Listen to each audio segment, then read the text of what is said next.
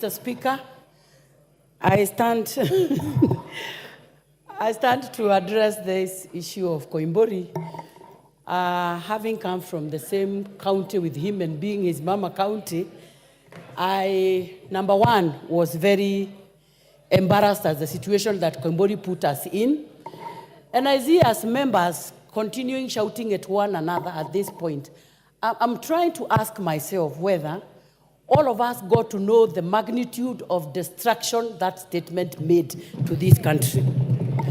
And it is about all of us. Yes, and somebody is calling me Bibia Bishop, and you knowing that I'm a wife of a clergy, and having sat here to take 2 million shillings to go and sell my county, that to me meant that I am not only a rogue, but I am also not respecting my Christian faith. But all said and done, Mr. Speaker, I would want to say this. It is very hard for a Kikuyu man to say sorry.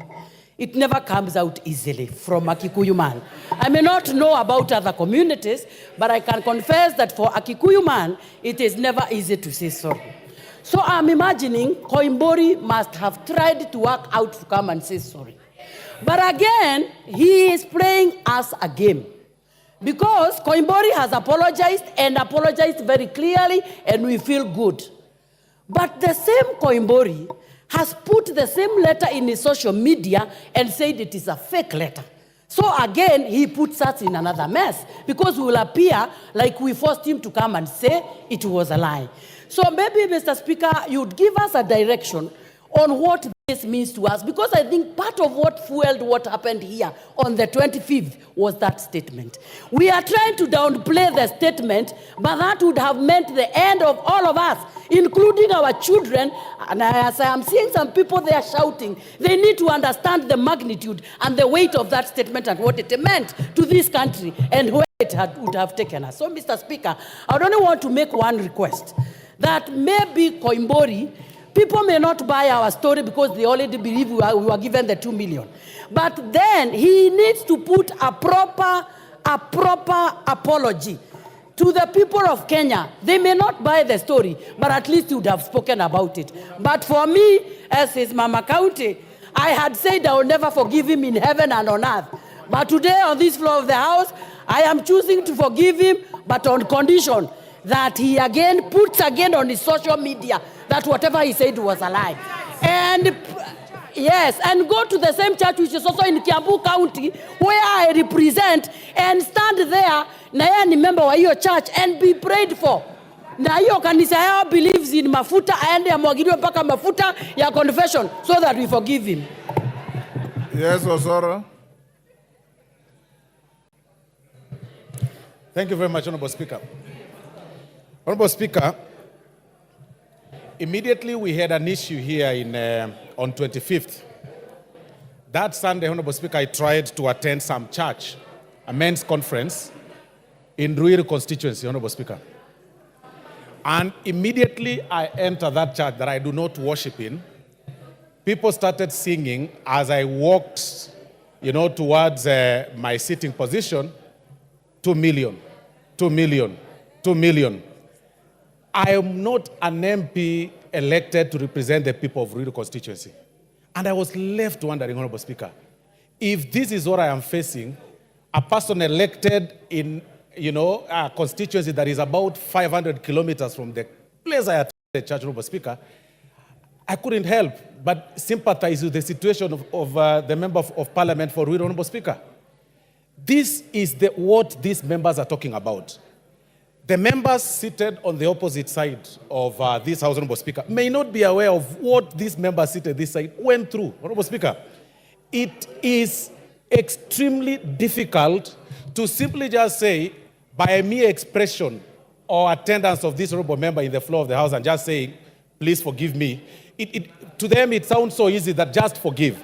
But what, Honorable Speaker, we are asking is that the Member of Parliament goes an extra mile. And to some of us, Honorable Speaker, that really campaigned for him.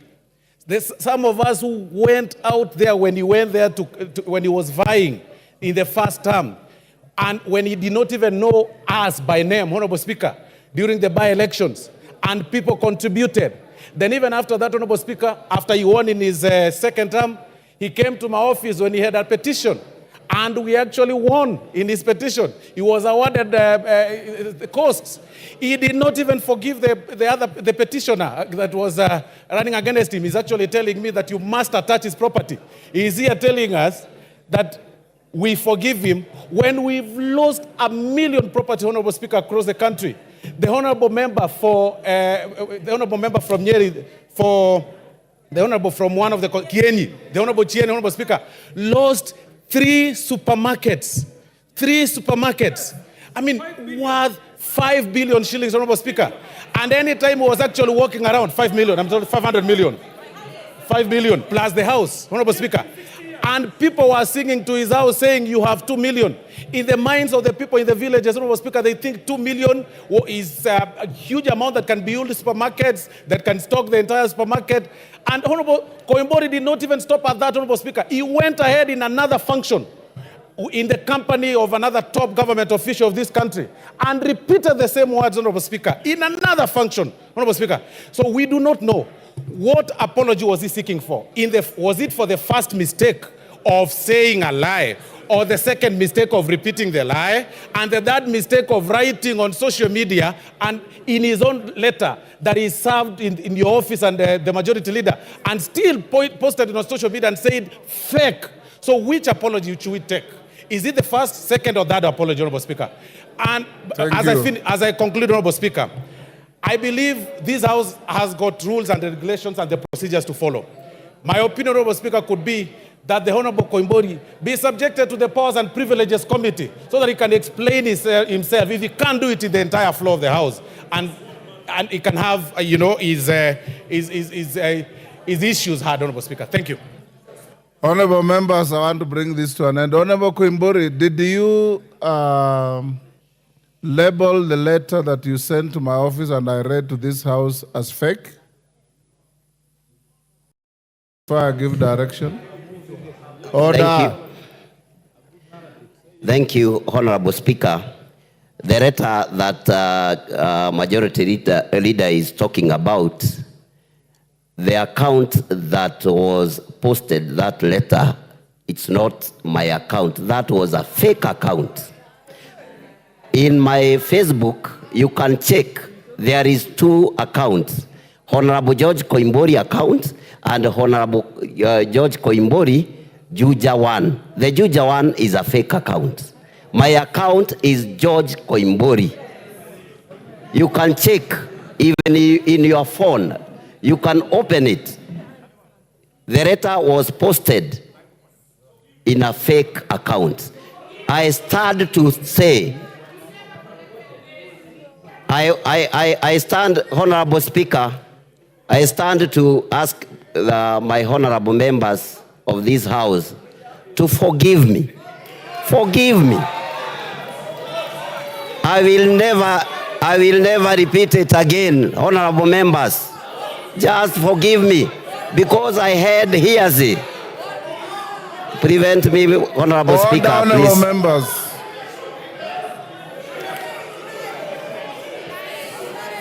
Order. Thank you, Koimburi. Take your seat. Order. Order. Honorable Koimburi, finish. Thank you, Honorable Speaker.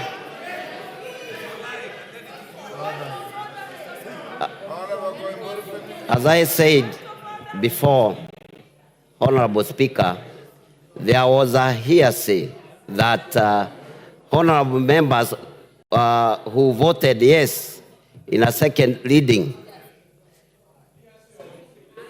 were bribed with the 2 million. Honorable Speaker, I'm here to apologize to our honorable members. Thank you. Order, honorable members. Order. Wamaua, take your cool. Honorable members, I know.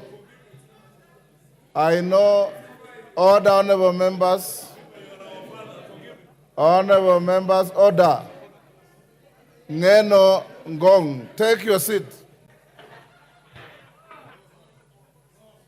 Take your seats. Order, honorable member, take your seat. Honorable members, the Honorable George Koimburi has come to this house and talked to you as colleagues. He came to the Speaker's chamber, and I called the clerk to join me, and he said many of the things he has said here. He said he went to church. He was overwhelmed by the presence of a hostile crowd, and he said what he said. Order, honorable members, order, members. The Holy Book, the Bible says, the beginning of healing lies in the acknowledgement of wrongdoing, which he has acknowledged. It also says, the greatest word in human relationship is the small word, sorry, which he has said. Father, Honorable Betty, if you read your scriptures in Romans 12, verse 21, it says, don't let evil get the best of you, but conquer evil by doing good. I'm a man of great faith, and I believe that wherever you are wronged and whoever wrongs you realizes that they are wrong and says sorry, it's up to you to forgive. And I want to urge you, Honorable Koimburi, and any of you who will veer off the beaten track and get overrode either by the presence of a crowd, hostile or otherwise, you are all collective agents of the image of this house, of the image of all of you. When one of you is besmirched, all of us are besmirched. When one of us is maligned, all of us are maligned. And when one of us says something that is blatantly incorrect and false, it hurts the whole house. That the Honorable Koimburi has had the courage and the humility to say that he went to church, stood before the church, said something that he knew was not true, and he has come to you to say, my brothers and sisters, let it be in your hearts to forgive me. I urge you to forgive him. And like I've always said, in an event like this, let the chips lie where they fell, and we look to the future. Honorable Koimburi, you are collectively forgiven. And in future, weigh your words carefully. Know what to say, where to say, and to whom to say. Next order.